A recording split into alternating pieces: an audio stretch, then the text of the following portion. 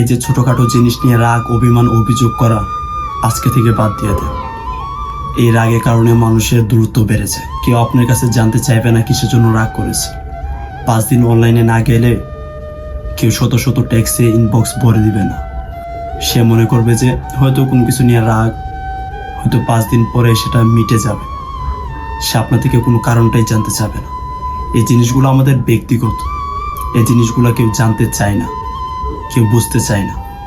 এই যে জিনিসগুলো না জানতে চাওয়া, এই বিষয়টা নিয়ে আপনার মন খারাপ হয়ে যায়। আপনার মন খারাপ আপনার নিজের কাছে। কেউ এসে আপনাকে বলবে না চল ঘুরতে যাই, মন ফ্রেশ হয়ে যাবে। নিজের কাছের মানুষ থাকলেও একটু বোঝানোর চেষ্টা করবে, তারপর আপনার মুখের উপরে কোনো কথা বলবে না। এই যে ছোটোখাটো জিনিস নিয়ে রাগ, অভিমান করা, এগুলো বাদ দেওয়া উচিত।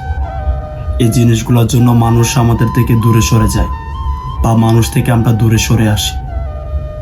কেউ কিন্তু বুঝতে চায় না কিসের জন্য রাগ হয়েছে বা কিসের জন্য অভিমানটা করেছে। মানুষ নিজেদের স্বার্থের জন্য দূরে সরে যায়।